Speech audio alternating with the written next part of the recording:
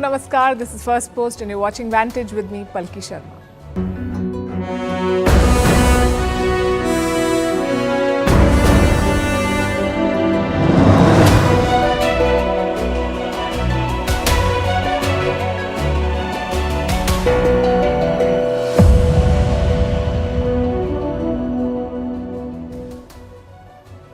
We begin with Bangladesh again. Their court has refused to ban ISKCON. The Yunus government called it a Hindu fundamentalist organization. They insist that Hindus are safe in the country and accuse Indian media of running what they call an industrial-grade disinformation campaign. But can they deny the images coming out of Bangladesh of college students stomping on the Indian flag? We'll show you what we're talking about. Meanwhile, in India, the latest GDP numbers are out. They're lower than expectations. We will discuss why. In the Ukraine war, Putin has responded to reports that say that the West may give nuclear weapons to Kiev. The Russian president has issued a warning. We'll tell you all about it. Also, about the new Russian missile that is being called unbeatable. Why Georgia and Romania are seeing mass protests after elections. How Canada is snooping on Indian diplomats. Why Chad has told French troops to get out of the country. Why Australia has banned social media for children under 16 and whether it's a move in the right direction. What's the story of Black Friday sales and the history and the hype.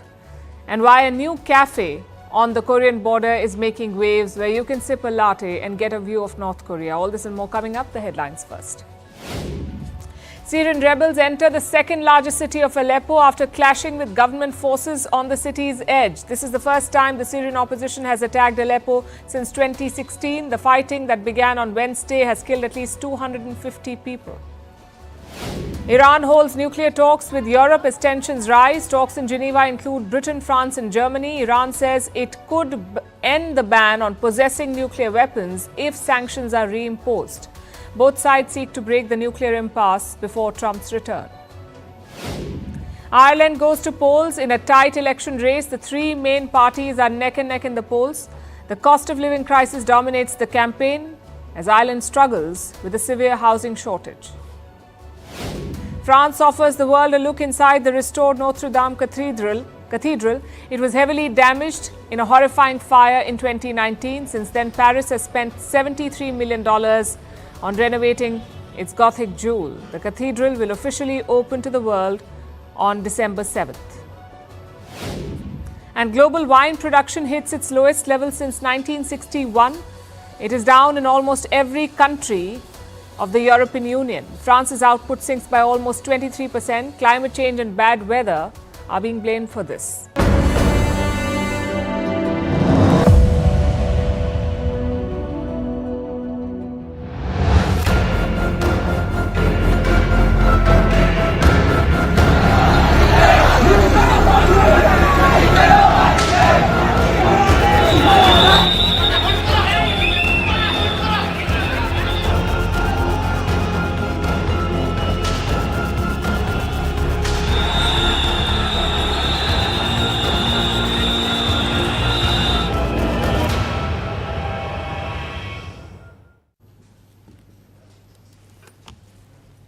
The pressure is building on Mohammed Yunus, both from within and outside.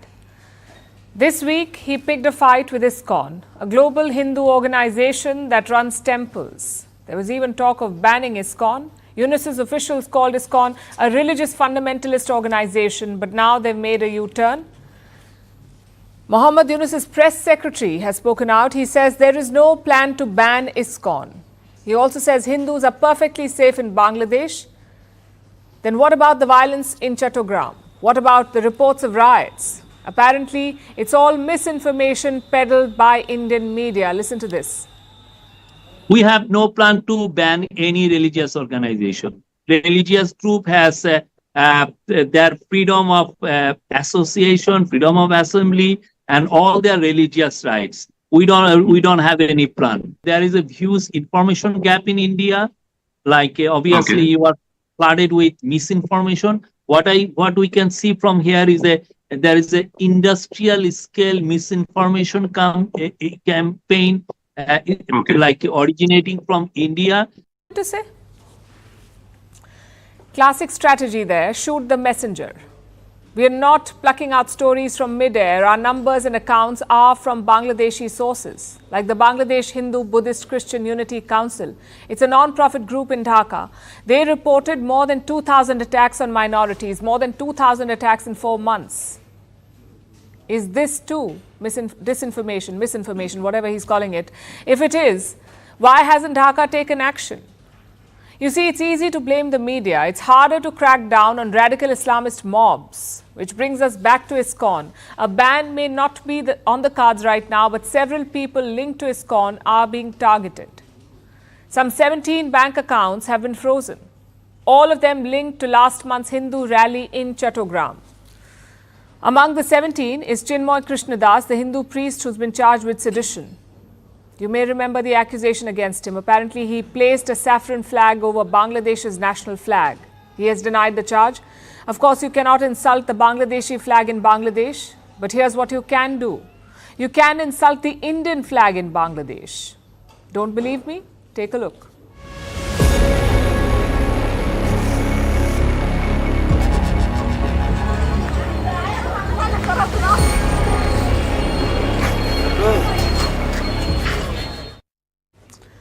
Those were colleges in Dhaka and Noakhali. Did you see what's painted on the ground there? The Indian tricolour. Students were stomping over it repeatedly. These pictures have been coming to us for the past few days, but we are showing them only tonight after verifying through local reporters. They say all of this is indeed happening in Bangladesh. And we are not saying that Yunus and his regime personally orchestrated any of this, but they did create an atmosphere conducive to it, where attacking India is fashionable, where targeting Hindus is revolutionary. India has not responded to these pictures, but it has expressed concern at the ground situation. I would say that India has consistently and strongly raised with the Bangladesh government the threats and targeted attacks on Hindus and other minorities. Our position on the matter is very clear. The interim government must live up to its responsibility of protecting all minorities. These developments cannot be dismissed only as media exaggerations. ISKCON has also hit back. Listen to what their leader in Bangladesh said to this. We want to make it clear that ISKCON Bangladesh has no involvement whatsoever in the ongoing protests. The lies have now reached such an extent that even road accidents are being falsely portrayed as part of ISKCON's conspiracy. It is true. That's how absurd things have become. And Yunus has no intention of fixing it. Even as Bangladesh burns, he is more focused on Sheikh Hasina, on punishing the former Prime Minister. This week, Mohammed Yunus met the Chief Prosecutor of the International Criminal Court, the ICC. His name is Karim Khan, the same official who charged Netanyahu and Putin. Yunus wants him to prosecute Sheikh Hasina. Remember, she already faces a trial at home in Bangladesh, but Yunus says, let's try her at The Hague as well. After all, it's not like he's preoccupied with stabilizing a country in chaos. Yunus already has a problem of misplaced priorities. He needs someone to jolt him to reality. He certainly won't listen to the Indian media. But what about his beloved Western media? Well, most of them are silent on the attacks against Hindus. Some are actively downplaying it. Look at this survey published by Voice of America. It's a US state-funded news platform, VOA, Voice of America. Here's what the survey says. 64% respondents found Bangladesh safer for minorities under Yunus. And this got us thinking. The numbers don't match the sentiment. So we dug deeper, and it turned out that this survey covered only 1,000 people, 92% of whom were Muslims. I guess this is the sort of reporting Mohammed Yunus likes. Not industrial-level disinformation, industrial-level cherry-picking. Most Western leaders are silent on this issue. Only a handful of lawmakers have spoken up. Maybe it's an awareness issue. Maybe it's by design. Either they don't care about Hindus or they care too much about Mohammed Yunus. I won't be surprised if it's both. And it wouldn't be a first for them in Bangladesh. Let me take you back to 1971, when they did the same thing. Pakistan was unleashing a genocide on Bengalis. American diplomats in Dhaka reported these atrocities back to Washington. It later came to be known as the Blood Telegram. Do you know what the US did then upon receiving this blood telegram? Nothing. They ignored the atrocities because they supported Islamabad. Today, Islamabad may not be in the picture, but Western politics still is.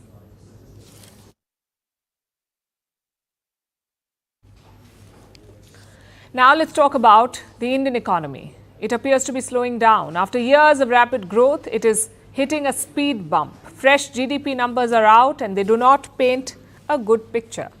In the last quarter, India grew at just 5.4%. That's a two-year low. In the previous quarter, the growth rate was 6.7%. So this is a sharp decline.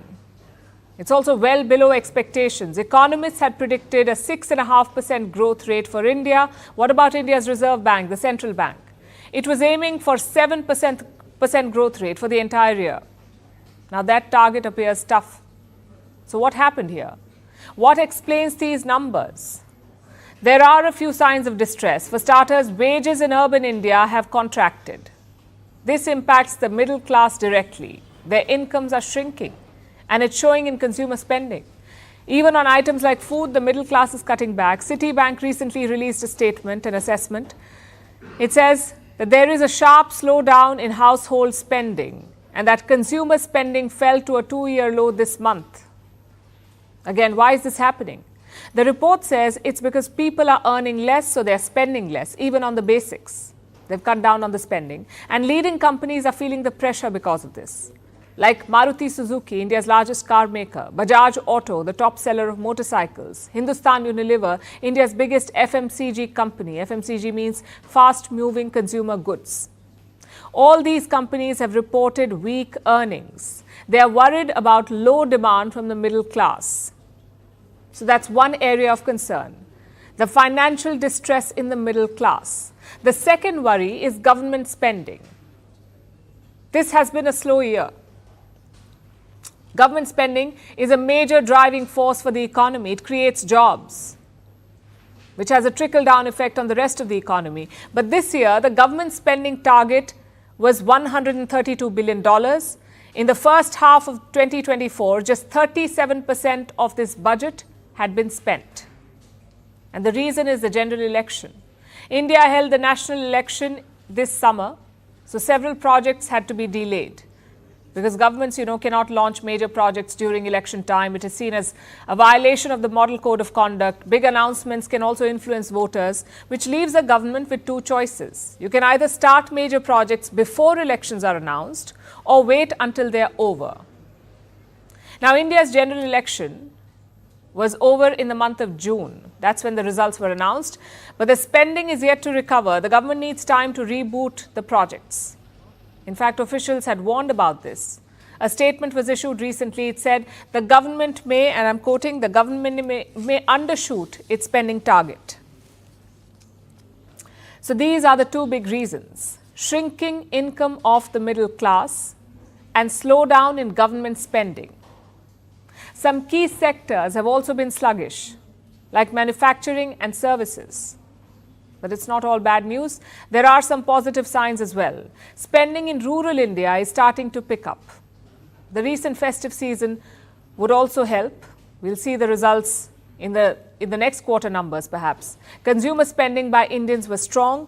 Autumn crops have also been healthy, so farmers are expecting a bumper harvest. All this could help the Indian economy bounce back.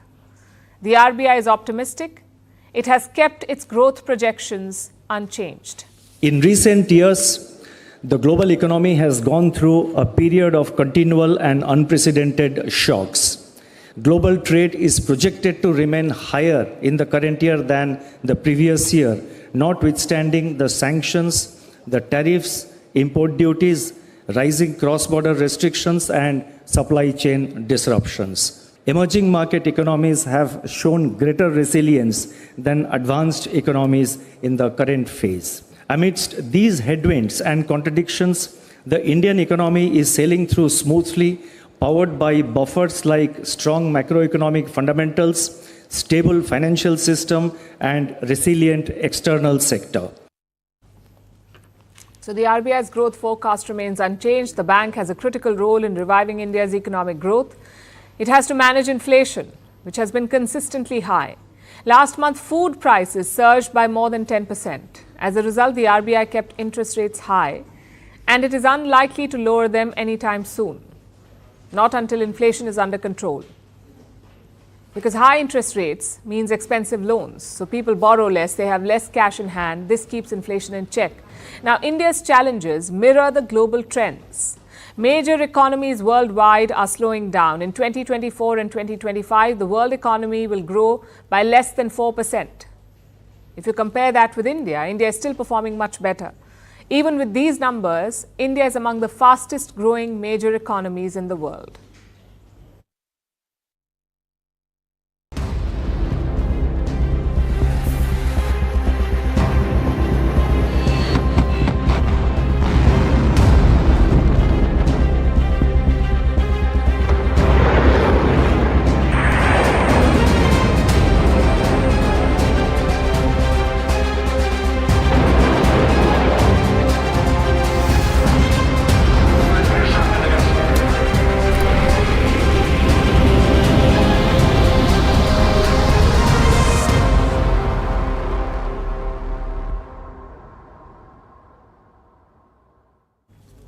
Our next story is about the Ukraine war. We've seen a lot of escalations over the past 2 weeks. Ukraine started bombing Russian territory with Western weapons. Russia responded by launching a new missile, a ballistic missile called the Oreshnik. This missile strike took Ukraine by surprise. It had no defense against the Oreshnik. So the West is now scrambling to protect Ukraine. US President Joe Biden is sending more aid. A $725 million arms package. But that won't worry Putin. He's confident about his new weapon. He says there is no answer to the Oreshnik missile. At the same time, he has drawn one clear red line. If the country with which we are currently engaged in military operations becomes a nuclear power, what should we do? In this case, we will use everything. I want to emphasize this. All the means of destruction at Russia's disposal. We will not allow this. That was a stark warning to the West. If they give Ukraine nuclear weapons, Russia will obliterate the country. But why did Putin make this threat? Is the West really giving nukes to Ukraine? A report to this effect has been doing the rounds. It came out last Thursday, the day when Russia launched its first Oreshnik missile. This report sent alarm bells ringing in Moscow. Let me read the operative part. It says several officials even suggested that Mr. Biden could return nuclear weapons to Ukraine that were taken from it after the fall of the Soviet Union. That would be an instant and enormous deterrent. Apparently, some Western officials have come up with a dumb idea: giving Ukraine its nuclear weapons back. Some quick context. Ukraine used to be a nuclear-armed nation. Up until 1996, Ukraine was once a part of the Soviet Union. The Soviet Union disintegrated in 1991. Its nuclear weapons were given to 4 successor states: Russia, Belarus, Kazakhstan, and Ukraine. So yes, Ukraine was once a nuclear-armed nation. We don't know exactly how many nukes they had. Estimates range from 1,900 to 5,000 nuclear weapons. Now let's just take the lower estimate, 1,900. And also look at the nuclear-armed countries in the world today and the estimated number of nukes that they have. The US and Russia obviously on top with more than 5,500 each. Then comes China with 500, France has 290, the UK has 225, India 172, Pakistan 170, and so on. What do you notice here? Ukraine was believed to have had 1,900 nukes some 30 years ago. And that was the lower estimate. But that's still more than almost everyone today, barring the US and Russia. In fact, Ukraine had more nukes than most other countries put together. It had the world's 3rd largest nuclear arsenal, but the country chose to give them all up. So did Belarus and Kazakhstan. All of them gave their nukes to Russia in exchange for security guarantees. This was part of a deal known as the Budapest Memorandum. It was signed in 1994. That's when Ukraine's denuclearization began. Now, fast forward 30 years, and what do we see? The West is talking about giving Ukraine its nukes back. And just to be clear, this is according to one report that said It was anonymous Western officials who suggested this. They made the suggestion to President Joe Biden. There is no indication that Biden will listen to them. He should definitely know better. But in case he's getting any ideas, Putin made sure to shut them down with his warning yesterday. Putin has threatened to use nukes before in this war. We keep hearing about it every few months, but this time it is different. If Ukraine gets even one nuclear weapon, then Russia loses its edge. It puts Russia in an existential crisis because you don't need thousands of nukes to level a city like Moscow. One will do. And that is why Vladimir Putin will never allow Ukraine to get a nuclear weapon again.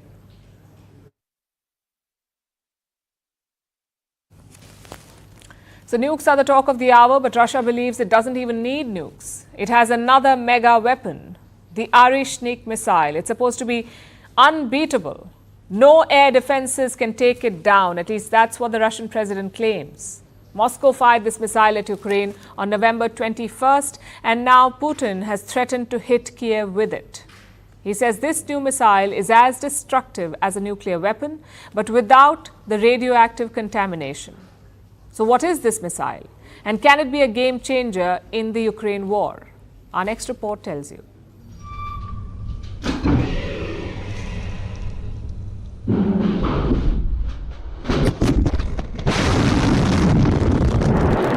It's called the Oreshnik, meaning hazel tree in Russian. It's a new intermediate-range ballistic missile, IRBM.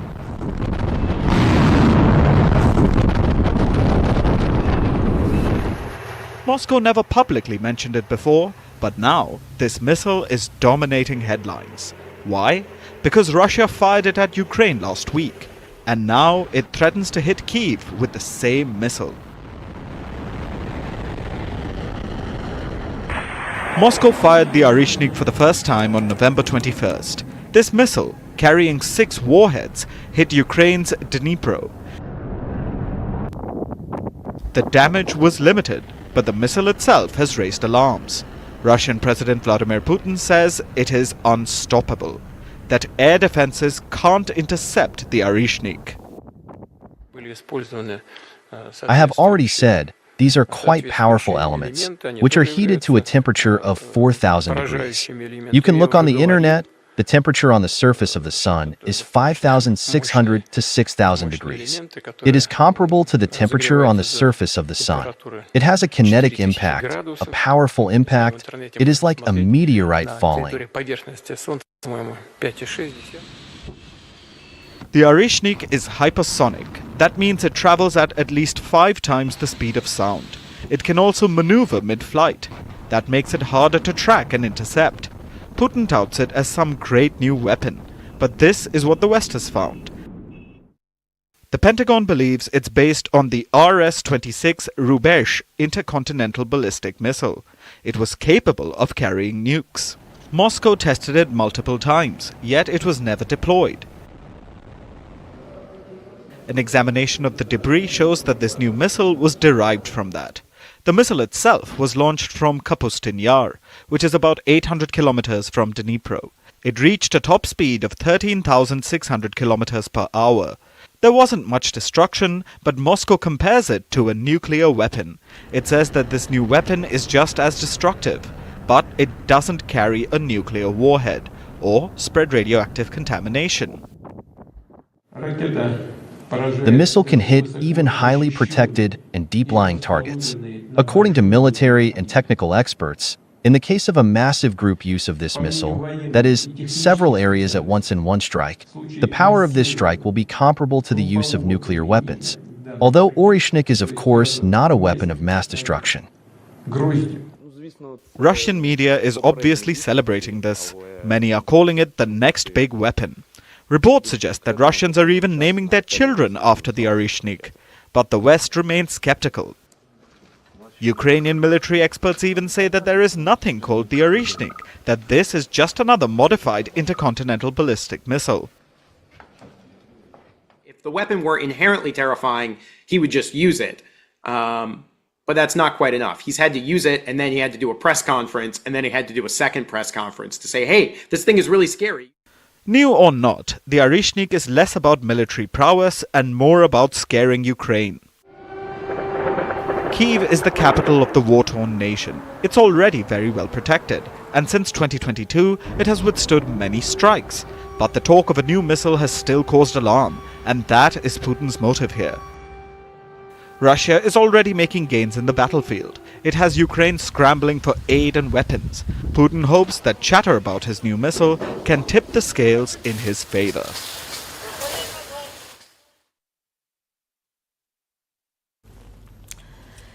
Let me tell you a story from 1787. The United States was finalizing its constitution. One of the key players in this process was Benjamin Franklin. As he exited the Constitutional Convention, he was surrounded by curious citizens. They asked him, "What form of government are we getting?" Franklin replied, "It's a republic, if you can keep it." And that last part is very important. It's also integral to our next story. The heartbeat of any democratic republic is elections. Everyone gets a vote, someone wins, someone loses, and the winner goes on to form a government. This process is the bedrock of any democratic republic. But that same process has led to violence and confusion in two countries, Romania and Georgia. Let's look at Georgia first. Its capital, Tbilisi, was rocked by violence. Today, hundreds of people hit the streets in protest. They were opposing a recent decision by the ruling party. You see, Georgia is an aspiring European Union member. It's actually written in their constitution. But the ruling party has decided to delay it. They have postponed the EU accession talks to 2028.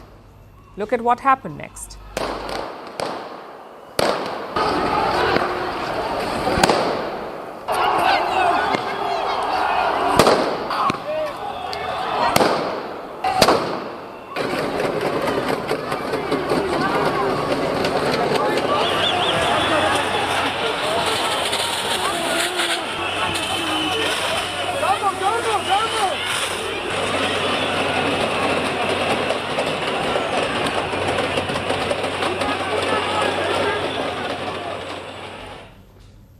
Riot police were deployed, water cannons and pepper sprays were used, and dozens of protesters were arrested.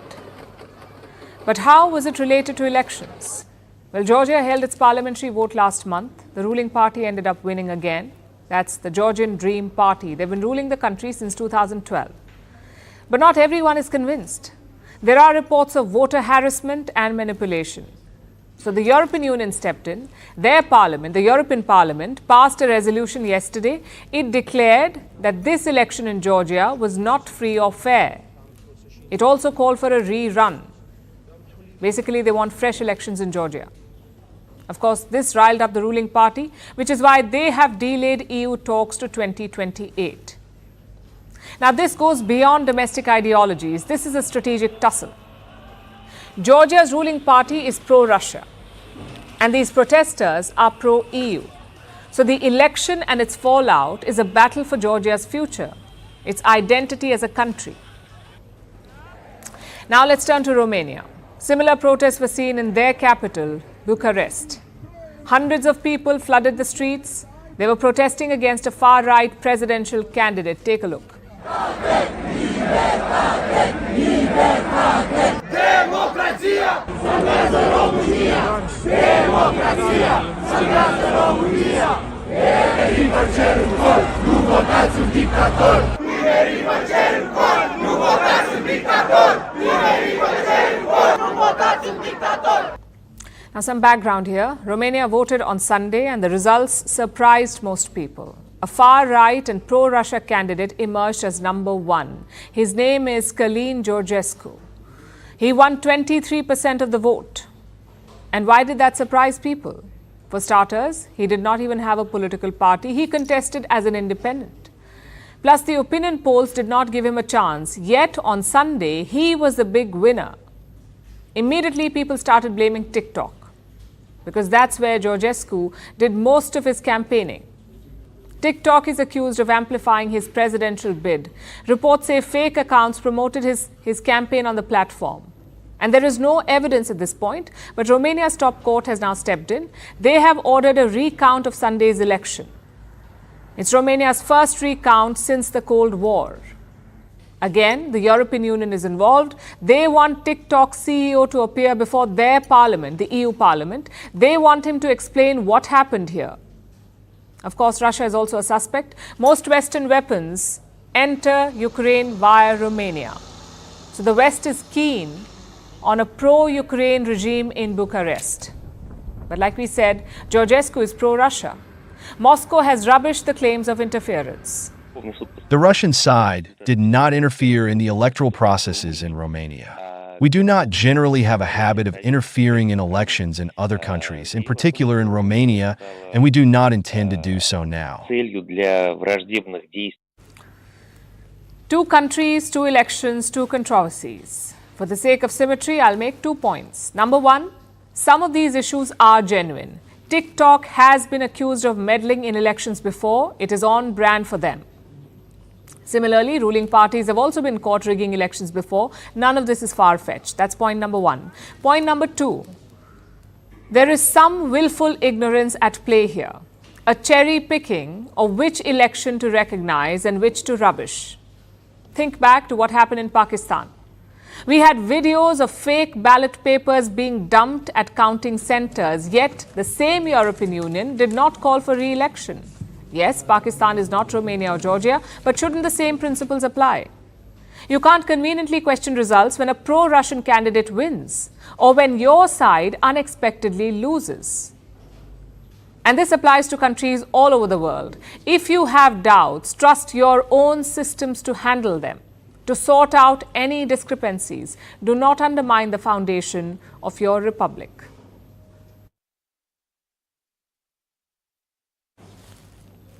Canada is at it again. The Trudeau government is provoking India again. It has put Indian diplomats in Vancouver under surveillance. The methods are invasive. The Canadians are engaging in audio and video surveillance. Even private communications of Indian diplomats have been intercepted.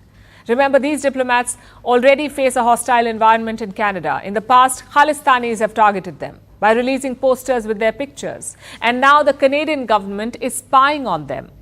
India has lodged a strong protest over this surveillance. New Delhi says this is a direct violation of diplomatic norms.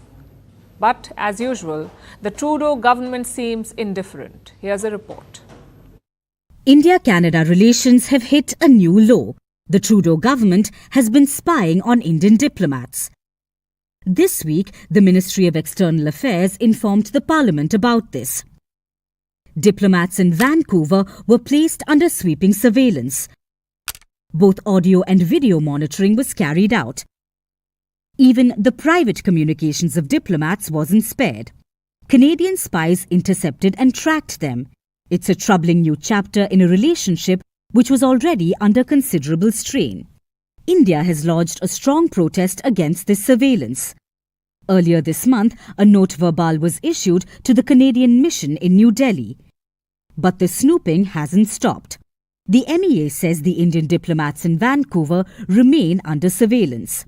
New Delhi has repeatedly called on Canada to secure Indian missions, but those appeals seem to have fallen on deaf ears. Indian consulates have been refused security. Take the case of India's consulate in Toronto. They plan to host a community outreach camp. Such events are a common affair for Indian missions worldwide. They are used to extend some consular services and make an outreach to the Indian diaspora. But in Toronto, the Indian consulate couldn't go ahead. Canada refused to provide security for the camp. These events have become targets for extremists in Canada. This month, a consular camp in Brampton was targeted. The Indian mission in Canada issued a statement about it and accused anti-India elements for engaging in violence. Even Justin Trudeau issued a statement. He called the violence unacceptable. But words alone offer little reassurance. Canada has been difficult turf for Indian diplomats to operate in. They have been constant targets of Khalistani extremists. In the past, they have put up posters and billboards with the faces of Indian diplomats endorsing violence against them. Now the Canadian government is engaging in surveillance of Indian diplomats. It makes their environment even more hostile. In October, New Delhi had virtually downgraded its ties with Canada. It had recalled its High Commissioner to Canada along with 6 other diplomats. New Delhi had also expelled 6 Canadian diplomats, including Canada's acting High Commissioner. Back then, India had said it has no faith in the Trudeau government. The surveillance would hardly reassure New Delhi. This relationship will continue to remain hostile for the foreseeable future.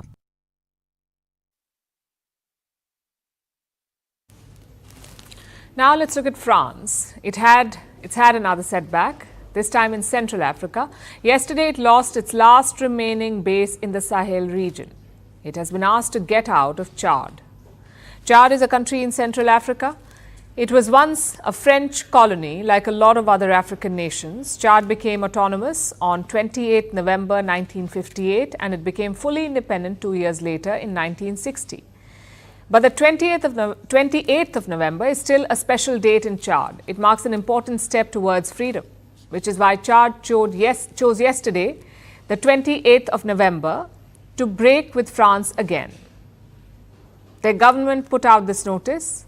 It terminated a defense agreement. The agreement allowed France to deploy troops in Chad.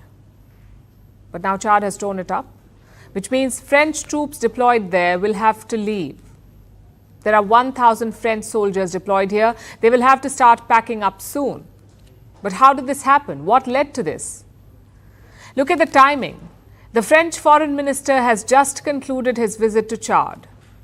He met with Chad's president, Mohamed Deby. We don't know what they discussed, but right after that meeting, Chad tore up the defense pact. Their foreign minister said, and I'm quoting, France must now also consider that Chad has grown up, matured, and is a sovereign state that is very jealous of its sovereignty. It's an understandable reason why should Western powers station their troops in former colonies. Imagine if the British left thousands of soldiers in India. If British troops remained here decades after India's independence, it wouldn't have been acceptable to us. So we do understand wanting to guard sovereignty, but this is only one part of the story. There are 2 more. To understand the second part, we need to zoom in. France had many colonies in Africa. Let's show you a belt stretching from Chad all the way to Mauritania. All these former colonies hosted French troops. They were all part of a security grouping called the G5 Sahel. All these former French colonies were dealing with a common problem, terrorism. That was France's justification to deploy troops. But they failed to fix the problem. They failed to contain the terrorist groups. So slowly the African nations started getting annoyed. 3 of them recently had coups: Mali, Burkina Faso and Niger. Their militaries overthrew the civilian governments and then they kicked out the French troops as well. These coup-hit Sahel nations blame France for their terror problem. They say the French troops were not doing enough. And ordinary people seem to agree because anti-France sentiment has been brewing in the Sahel. It's prevalent in Chad as well. And this may have contributed to the government's decision. The third and the last reason for this break may have been Russia. Moscow has been courting African nations, especially former French colonies. Mali, Burkina Faso and Niger have all switched allies. They kicked out the French and they brought in the Russians. Russian mercenaries to help the military juntas. And Chad has a similar situation. President Mohamed Deby is the son of a military dictator. His father, Idris Deby, ruled for 30 years. Mohamed took over after he died. He orchestrated a coup and then held what is called a questionable election to consolidate power. So Deby may also want some Russian support to shore up his legitimacy. Russia has been reaching out to Chad. They've signed a few deals and a broader alliance is definitely possible. All these factors have influenced Chad's latest move. The desire for sovereignty, the anti-France sentiment, and the desire for Russian support. Chad was France's last stronghold in the Sahel. Now it has fallen. And France's troubles may not be over yet. There are rumblings from another former French colony, Senegal. Senegal's president has also taken aim at French troops. He says their time is almost up. So it looks like things will get worse for Paris in the days to come.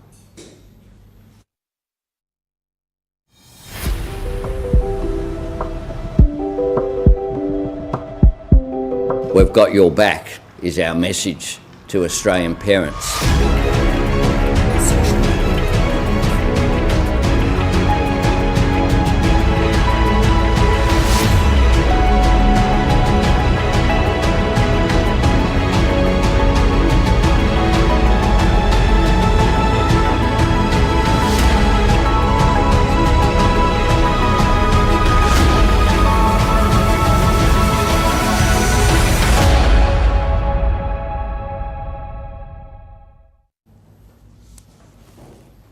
We've asked a question repeatedly on the show. How do we regulate social media for children? How do we protect children from harmful content? Well, Australia has tried to answer this question. Their parliament passed a legislation on Thursday. It has banned social media for children under 16. They cannot use the likes of TikTok or Instagram or Facebook. I guess that's one way to go. Forget regulation, ban the whole thing. Australia is the first country to try something like this. Their Prime Minister says it is all about protecting kids. Platforms now have a social responsibility to ensure the safety of our kids is a priority for them. We're making sure that mums and dads can have that different conversation today and in future days. We've got your back is our message to Australian parents. Big Tech obviously is not happy. They're calling this law vague and concerning. Meta says it was rushed through without weighing the evidence. But what about the people of Australia? What do they think? Polls show 77% Australians support this law.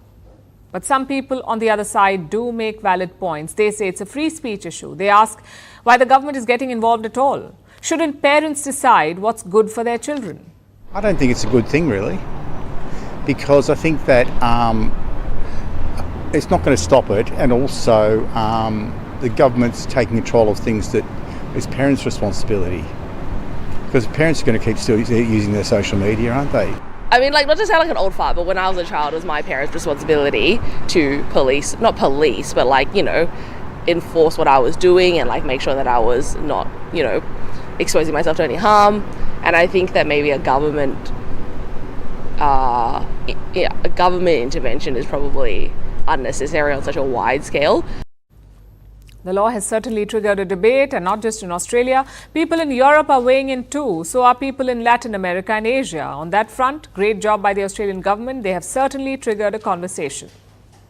But beyond that, there are two questions here. One, how do you enforce this law? And two, were bans really necessary? This law is expected to be enforced in late 2025, but starting January, there will be a trial. A number of approaches are being considered, like biometric verification, selfie verification, and document verification. Rest assured, kids will try to fool these tests, so the system will have to evolve. The onus is on social media platforms to uphold this ban. If not, they face fines of up to $32 million. And let's be honest here, it won't be easy to enforce this ban, which brings us to the second question. Is banning a step too far? Frankly, it's not a yes or no question. Because for starters, what is the alternative? A lot of experts used to suggest content moderation, removing harmful stuff from social media. But how many platforms have actually done that? If you look at X, the opposite is happening. Regulations have been relaxed instead of being tightened. But let's assume that you ask Big Tech to behave, to filter content for kids. Most of these companies are based in the United States. Their CEOs are trying to be best buddies with the incoming US president. Why would they listen to your government? Chances are they wouldn't. So decisions like these have to be judged based on context. And right now, that means two things. One, social media is harmful for children.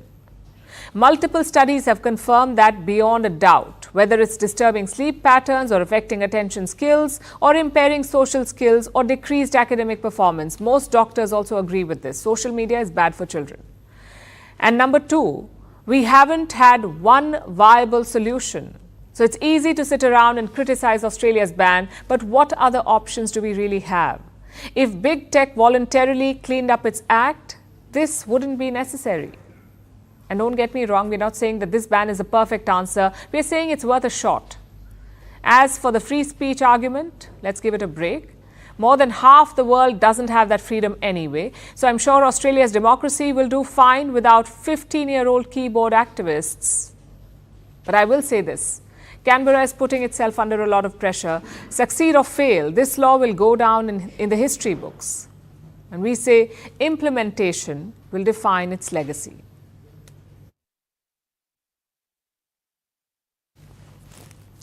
If you're perpetually online, you already know what day it is. It's Black Friday. Open any shopping website and they have the same words screaming out in different colors. Sale, sale and more sale. Black Friday is marked every year on the 4th Friday of November. That's the day after Thanksgiving.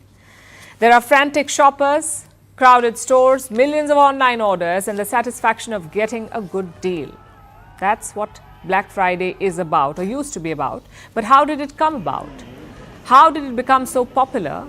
And most importantly, is it still an unmatched deal? Let's look at the history first. The origin of the term itself is surprising. It was coined in 1869, not for holiday shopping, but for financial chaos. That year, 1869, two Wall Street speculators caused a gold market crash. So the US economy slumped. The day was dubbed Black Friday. Its association with shopping came much later. In the 1950s, in the US state of Philadelphia, it was the day after Thanksgiving. Thousands crowded the stores. They waited in endless lines on the streets. There were traffic jams. There was shoplifting. The day turned into a nightmare. The local police nicknamed it Black Friday. Then businesses tried to rebrand it as Big Friday, but the original term stuck. So in the 1980s, retailers finally saw an opportunity to transform Black Friday's chaotic image. They wanted to paint it as a day of profit. So they spun a new story. Listen to this. They said this was the day of profits, of financial turnaround for your business. So if it's in the red, if it's making losses, it will move to being in the black, hence Black Friday. It was complete hogwash, but it worked. It resonated with consumers. And thus began a mighty retail apocalypse. For years, people camped outside stores, elbowing each other in crowded aisles. Who cared about dignity when the washing machine was 50% cheaper? As the world moved online, so did the deals. Sales came on the 14-inch screen, and customers could not hit checkout faster. Humanity may not need another air fryer, but how can you resist if it's 40% cheaper? Who would miss a deal that's too good to be true? Well, not to play the shopping Grinch here, but that may not be the case anymore. If you look at any other time of the year, 98% of these products can be found at the same price. If you check 6 months before, it could even be cheaper. Because, and you already know it, 30% of Black Friday deals are artificially inflated. Prices are jacked up to make discounts appear bigger. And the worst hit items are the tech accessories. Take headphones, for example. Prices are hiked by 21% before Black Friday. Same for watches. There's a 15% rise in prices. As for laptops, there is a 16% markup. So if you think you're getting a good deal, well, think again. And all of this raises just one question. Is Black Friday even worth the hype anymore? The rise of technology has changed our shopping habits. Earlier, we used to shop a few times a year. Now people do it all the time, monthly, even weekly. The rise of fast fashion fueled this trend, and retailers were only happy to join in. In the past, Black Friday was about one day. Now it's a month-long phenomenon. Retailers extend their sales to avoid in-store chaos. So the event has lost its exclusivity. Also, we have sales throughout the year. For every festival, every event, there's always a sale, which makes Black Friday just another sale. Critics say this is leading to overconsumption and waste. And this conversation of overconsumption has spawned a whole new trend, like a buy nothing day, a day to reject consumerism altogether. We say you can take your pick, or go completely old school and say that it's just another Friday with the promise of a weekend. No spectacular discounts, no buyer's remorse. In the world of instant gratification and endless deals, that too sounds like a steal.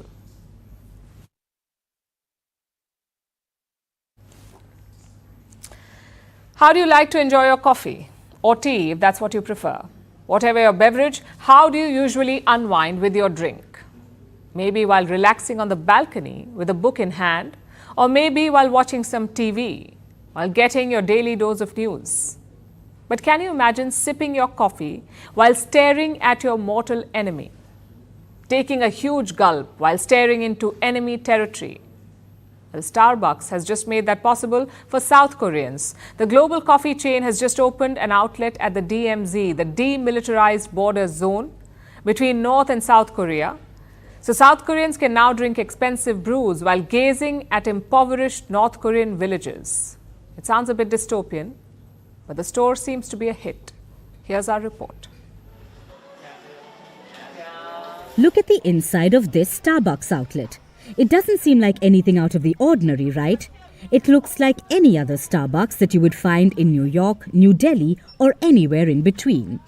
But this outlet is located in the city of Gimpo, right at the border between North and South Korea.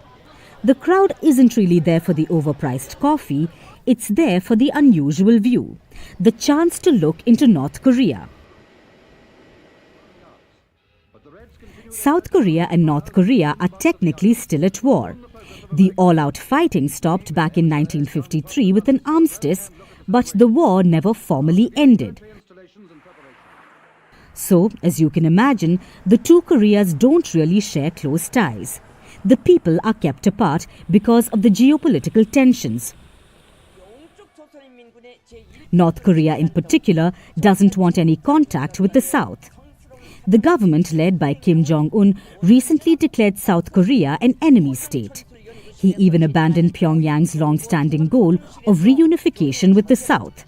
So you could say that ties between the two nations are at an all-time low. This makes people-to-people connections near impossible. But apparently not for multi-billion-dollar global coffee chains. Starbucks saw an opportunity, a chance to exploit the disconnect and turn it into profit. It opened the Gimpo branch at the DMZ so South Koreans can lament their war-torn society while sipping frappuccinos. I heard Starbucks was opening at Ajabong, so I woke up at 4 a.m. This feels really different from when a Starbucks opens in our usual neighborhood. I wanted to be here early and make the first order. As I sip this delicious coffee, I wish I could share this tasty coffee with the people living in North Korea, right in front of us. All that sorrow, heartache and nostalgia means big bucks for Starbucks. They aren't the only ones profiting. The city of Gimpo has high hopes from this new outlet. People used to think of this area near the North Korean border as a dark and gloomy place. But now that Starbucks, with its global marketing power, has opened here, this place could now become an important tourist destination for security and peace that can be seen as young, bright, and warm, as well as garnering global attention. The mayor of the city is hoping the new store attracts tourists, and other South Korean border towns have the same idea. They want to capitalize on North Korea's reputation of being a hermit kingdom and offer a glimpse into Kim Jong-un's fiefdom. It might sound cynical, but it offers South Koreans a chance to connect with their estranged brethren. Now, if only they had the option to do that with some normal-priced coffee instead.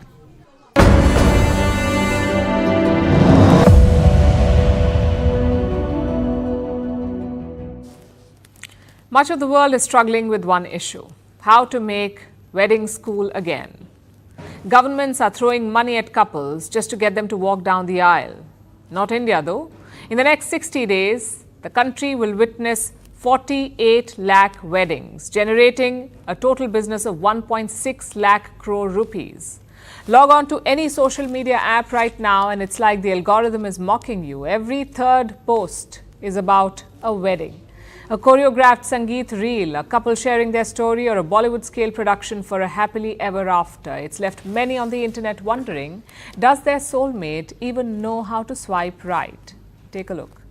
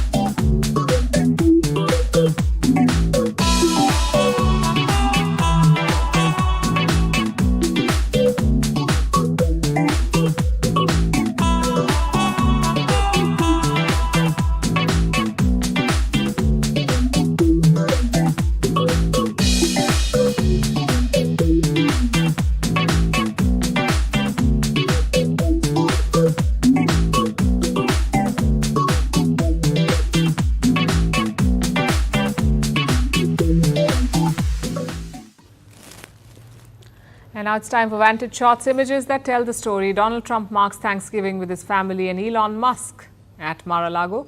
NASA astronauts enjoy a zero-gravity Thanksgiving feast on the International Space Station, and New Yorkers brave the rain for the annual Thanksgiving Day parade. Finally, we're taking you back in history. On this day in 1952, newly elected U.S. President-elect Dwight D. Eisenhower headed to Korea. It was part of his campaign promise. He sought to break the stalemate in the Korean War. The visit forced him to aggressively pursue peace.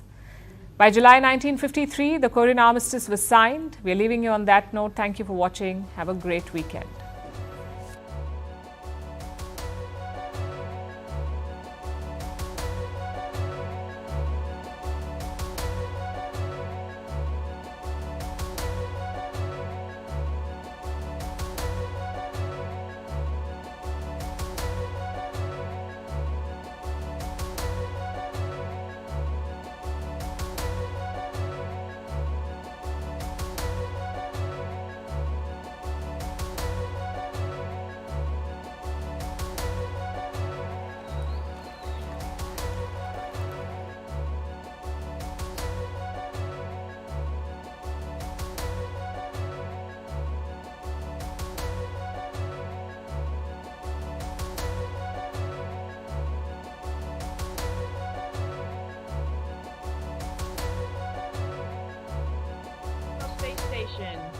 Our crew up here just wanted to say happy Thanksgiving to all our friends and family who are down on earth and everyone who is. So we've got a container here of all the things that we're going to enjoy on Thanksgiving.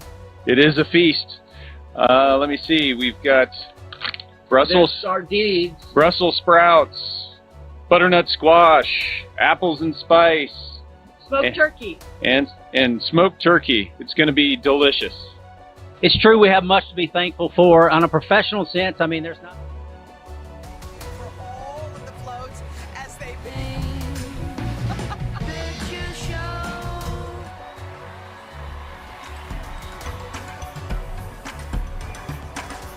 Her Thanksgiving debut, everyone's favorite sweet and signature yellow heels, and she is dazzling her millions of fans along the way.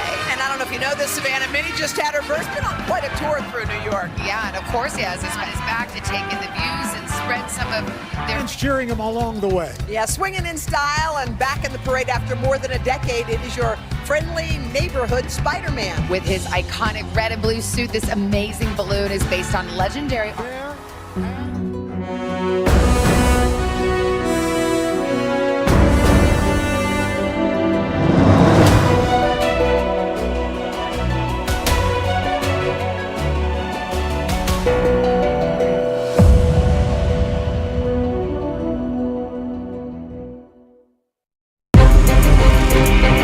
From